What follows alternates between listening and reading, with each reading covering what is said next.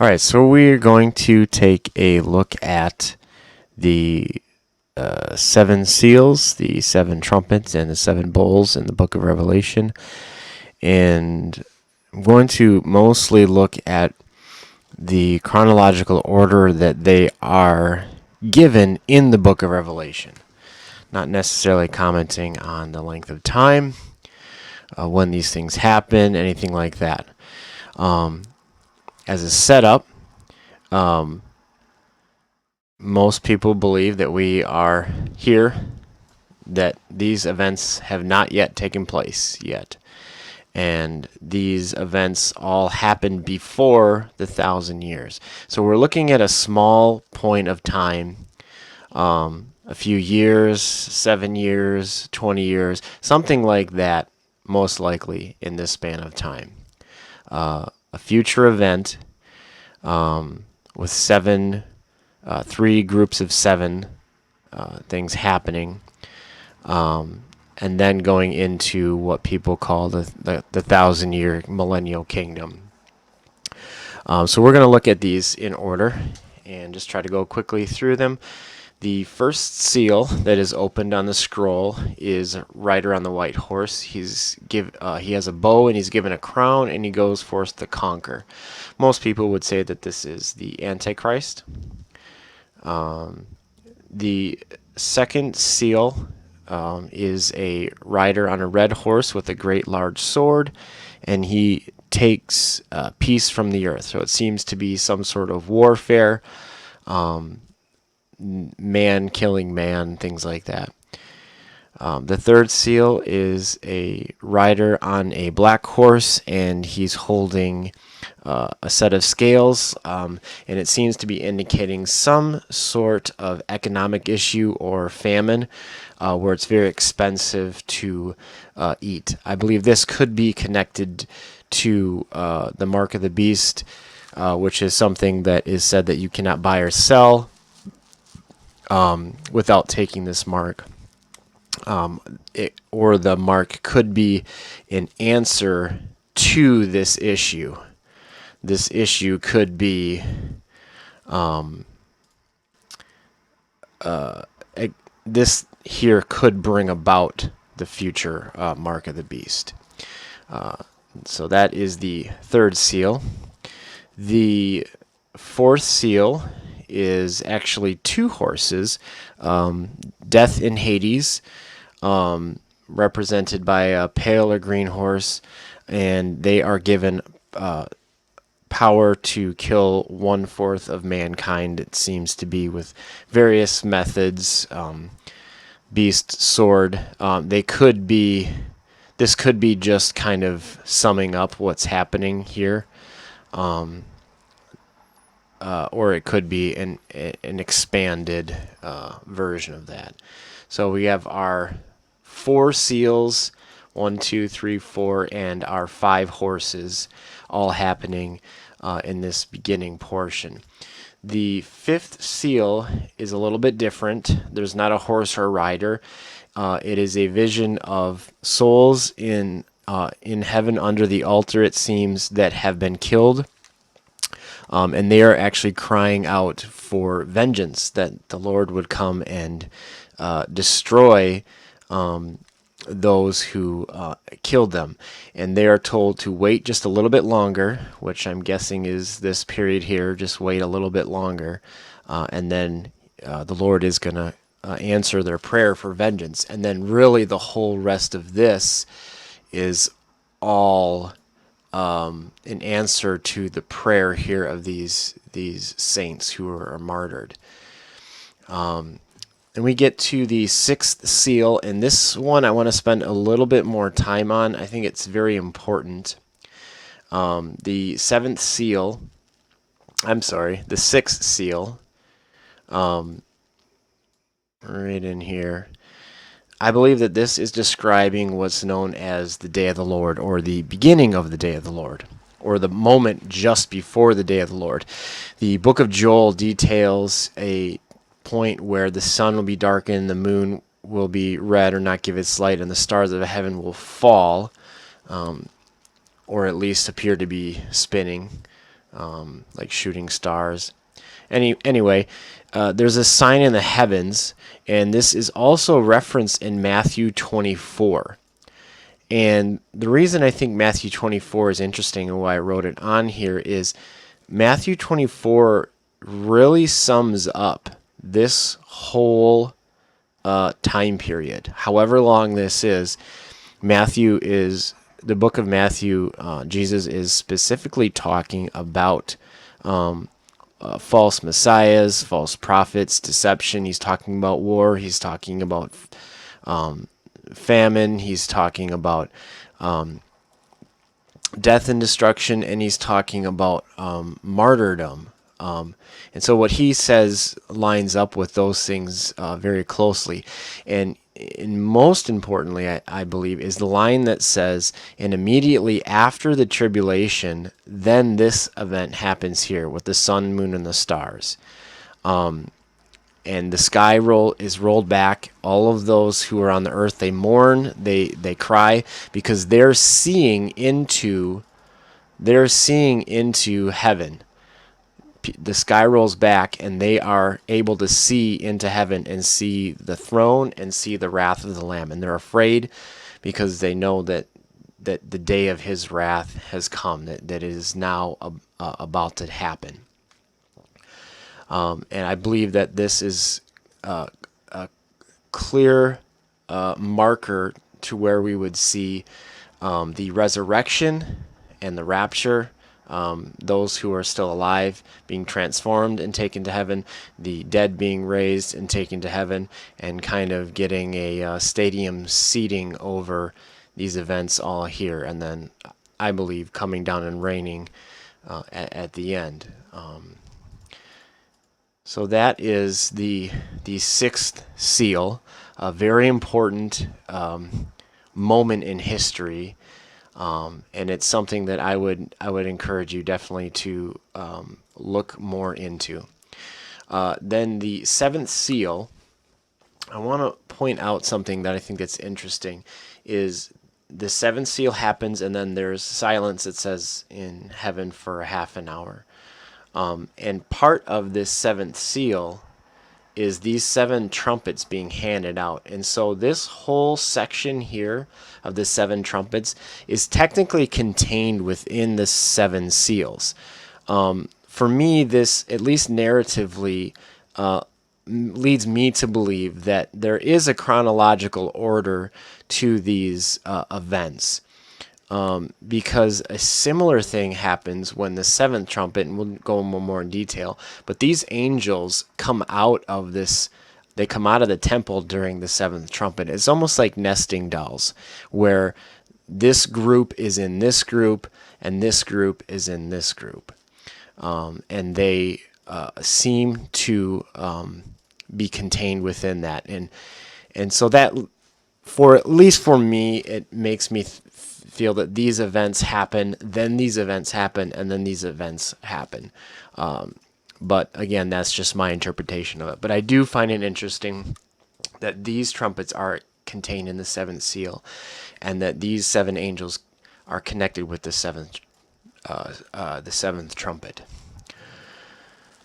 Before we get into identifying the 7 trumpets, there is one thing that I think is important to highlight, is there's an event here before the 7th seal is opened, and the 7 trumpets handed out, is the sealing of the 144,000. It seems that they're on earth because it says to these angels, don't blow your horns yet until we seal these 144,000, 12,000 from each tribe of Israel. How that happens, where they come from, can be a difficult question to answer. But I think, at least for the narrative, we have to understand. that this event here, this sealing, it happens before the 7th seal. And the 7 trumpets the angels are told not to blow them before they are sealed, and it seems to be some sort of protection for them, because they clearly are on earth going through at least these events here, because they are listed in the fifth trumpet, that they are actually protected, specifically said that they are protected. Those who are marked are protected from the fifth trumpet. And so what I think you're seeing here is you have the saints resurrected and taken to heaven, and these 144,000 are here on the earth and protected during this time frame here. I believe this is referring to the remnant, which is something that is mentioned in Revelation later on, and is a very strong connection to a lot of the Old Testament prophets. All right, so we've had our six seals. We've had seemingly the sign before the day of the Lord, and then the seventh seal is opened, and then these seven trumpets get handed out. These 144,000, they are sealed, they are marked, and then you see right after that, you see this group. You had these martyrs here in the fifth seal, told to wait for a little bit longer. More would be killed like them, and so right after the 144,000 are mentioned, you also have mention of a great number of saints who came out of the Great Tribulation, it says, or who died being persecuted during the tribulation. And so I believe this period here, where Jesus describes Great Tribulation in Matthew 24, that's what's happening here. You have people getting martyred for their faith, and then the resurrection happens. They go and they're with the Lord up here, and then the 144,000 are Israel, continuing during this time frame here. All right, so we have the multitude of saints seemingly in heaven, the multitude, or the remnant, I should say, of Israel seemingly here on earth. Then we get into the trumpet. So the first trumpet blows, and hail and fire mixed with blood are thrown to the earth. Then the second trumpet is blown, and a mountain of fire hits the sea, does damage to sea creatures and things like that. Then there is a star that falls on the rivers, and it seems to poison them. It's called wormwood. Lots of interesting speculation on that.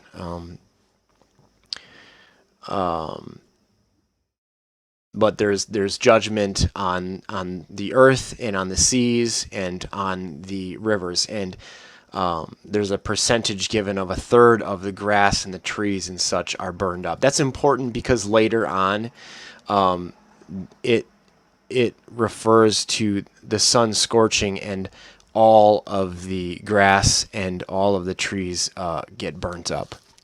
So this seems to be a progressing order of events where things get more and more dangerous. So we have the first three seem to be things being thrown down from heaven to earth. And then the sky, a third of the sky is described as being dark. It's interesting. Here you had the sun, the moon, and the stars seeming to not give their light here. In this part, it seems to be just 1/3 of the sky seems to be dark. So maybe it's over a certain portion of the earth. Perhaps these volcanoes or meteors or comets or something are actually causing some kind of cloud darkening over a large portion of the earth. So that could be associated with that. Then you get into some, oh, there we go again, a few more really interesting things. So the fifth trumpet here is actually describing an event where it says the bottomless pit is opened up, and these demon locust things come up onto the earth, and they torment mankind. And it even says that mankind wants to die, but death flees for them. So over here, you had death in Hades collecting people, by cartloads. And here you have people wanting to die, and it says death fleeing from them. So for some reason, death stopped doing what it was doing. And here is the point where the 144,000 seem to go through, at least until this point, because the fifth trumpet, it says that these demon locusts here that come up, that they are not allowed to touch these 144,000. They are specifically protected during this time. And it says that this lasts for 5 months. So we don't know how long all of these things last necessarily. We don't know how long all of these things last necessarily. We do know that this one lasts for 5 months. So it is possible to consider that each one of these things lasts for a certain amount of time, and some of them begin and just continue, like the if this is the Antichrist, this first seal, that he continues this whole time. At one point, he's given another 42 months, it says, to continue in power. So it seems like he had some power, and then he's given authority to continue in that power. Same thing if a large meteor strikes, that's going to impact the world for some time. It's not something that will just quickly be overcome and dealt with. So some of these things can happen, and then their impact can be felt for a long time. All right, so that's the fifth trumpet. Going to the sixth trumpet, things start to get a little bit weird.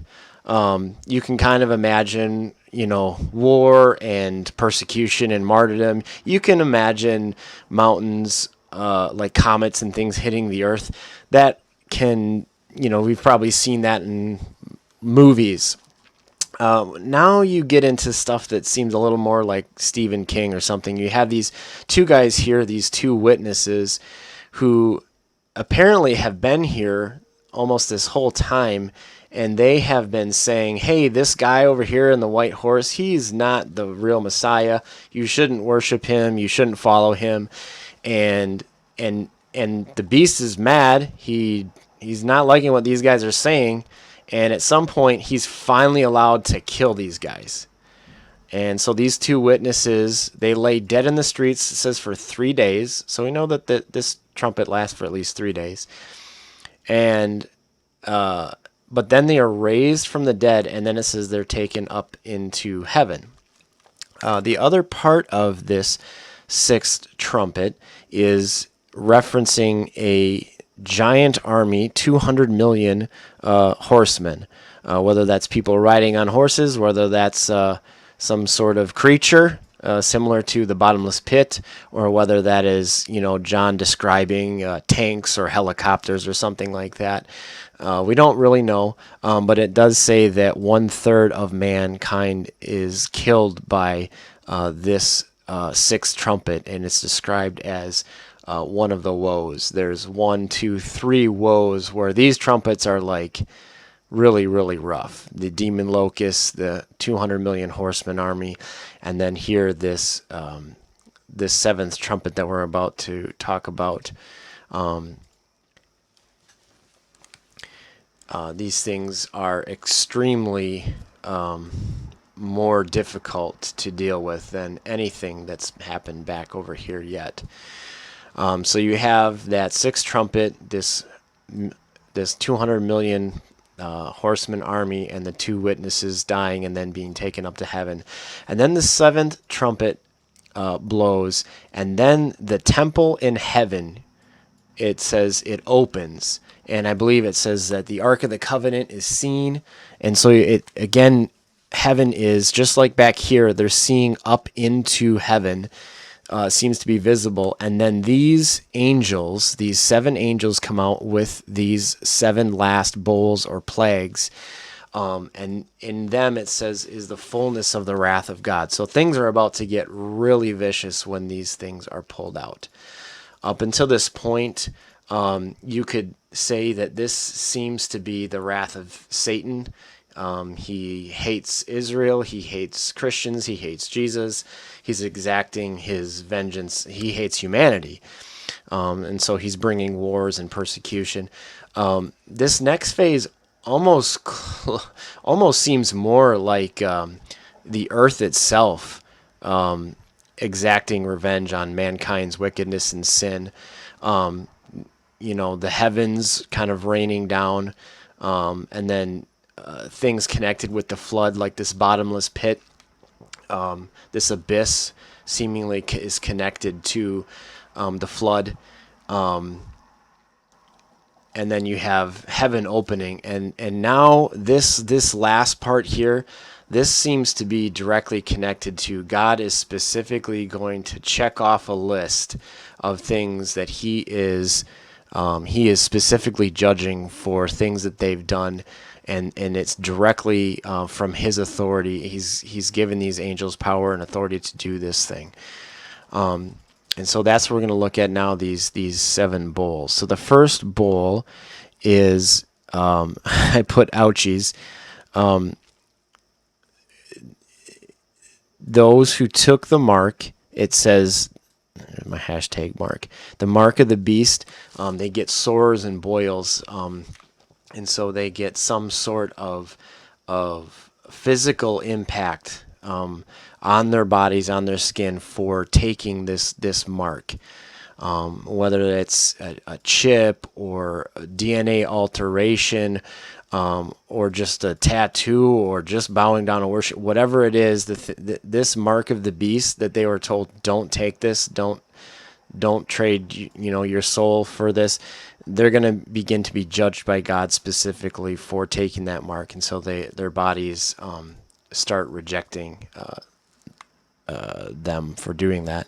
The second bowl, it says the seas become blood. Now, whether this is all the seas in the entire world, or it's just specifically in a region or a certain sea, perhaps the Mediterranean or the Red Sea or the Dead Sea or something like that, not really sure. Regardless, it's not going to be good. The third bowl is very similar to it, that the rivers become blood. Now, with the seas becoming blood, you don't really drink the seawater, but it does impact rainfall, and it does impact shipping and fishing and things like that. And so if the seas are blood, you may not be able to transport goods. You may not be able to catch anything out of the sea. Even back over here, the seas were partially judged with 1/3 of sea creatures dying when this mountain of fire was cast down to the earth. Some comet or meteor or volcano or something. So the seas and the rivers are both completely turned to blood, it says here. The fourth one, I think this one's really interesting, because over here you have the sun darkened, and the moon turned to blood. So there's something in the heavens that is blocking this light, whether it's clouds or something supernatural or whatever. Over here you have 1/3 of the sky being dark. It also describes this event when the demon locust things come up onto the earth, that this causes some sort of blockage of light as well. And then yet right over here you have the sun burns with fire. So despite all of this blockage, by the fourth bowl, at least some of this darkness has lessened or opened up, and now you see the sun is actually burning with fire. It burns and scorches men, and I believe this is the portion where all of the grass and all of the trees are burned up. And so you have the completion, I would say, of what may have kind of started back over here. Going to the fifth one, again, this is interesting, since we just saw the sun was burning with fire. The beast kingdom, it says specifically, is cast into darkness. And so now, right after you had the sun exposing and burning, you now have darkness. And so it seems that perhaps the sun is darkened. Maybe it's just that this portion of the world, in where the beast's seat of power is, his city, his capital, whatever, that this is thrown into darkness. Very similar to the book of Exodus, judgment against Egypt, I want to say. And then here you have the sixth bowl, which is very similar to the sixth trumpet. the Euphrates is dried up and it makes way for the kings of the east. It is highly likely that the kings of the east and this 200 million horseman army are connected. But I think what may be seen is that this trumpet kind of announces something that starts, and then this army starts marching towards the west, coming from the east and causing death and destruction all the way. It may even be a reference to Joel's army. I don't know for sure. But regardless, the way is made clear for them by the sixth bowl, for them to join the action right up near Israel. It seems to be the seventh bowl is kind of the finale. It is the greatest earthquake, it describes. So we've had quakes here and here and here. And there may be one or two other ones briefly mentioned. These two seem to be the strongest. This one is said that it's the greatest. The islands flee and all those kind of things. Mountains are leveled, cities are leveled, things like that. Seems to be a lot of some sort of crust, earth crust manipulation, displacement going on. And then the other part of this is Babylon. It says the great whore is judged. And so part of the finale is judging this woman who rides the beast. And so this beast, who right up here, who's going to get cast in the lake of fire in a second, which seems to be connected to this first seal of this Antichrist or whatever, and is referenced in chapter 13, rising out of the sea and kind of conquering. It seems that this woman is riding or controlling this beast. But it says in chapter 17 and 18, when it's describing the woman that rides on the beast, it describes her being burned with fire. It says the 10 kings, those that gave their power to the beast, that they hate the whore and they burn her with fire. And so there seems to be some sort of betrayal where the woman that was riding the beast is cut off, is betrayed. And that pretty much ends it. The next scene is Jesus appearing in heaven, and he's about to come down with his armies. I think the armies that were kind of gathered here going to come with Jesus and come down here, and he doesn't really need the backup, but he comes and he destroys the armies that are gathered. I'm guessing a good portion of it is this army here. And then it says that the beast and the false prophet, that these two characters are cast into the lake of fire. And that is 1,000 years before anyone else is cast into the lake of fire. So they literally sit there for 1,000 years while Satan is in prison, and the rest of the dead, they're just still sitting in the bottomless pit. They've been collected by death and Hades. They're just sitting in here waiting for 1,000 years. But the beast and the false prophet, these guys, they've been sitting there for 1,000 years by the time anyone else gets judged and thrown in there. And so it shows how evil that this beast or this Antichrist and this false prophet, that causes the rest of the world to worship this beast, how truly wicked they really are. They get judged before even Satan himself.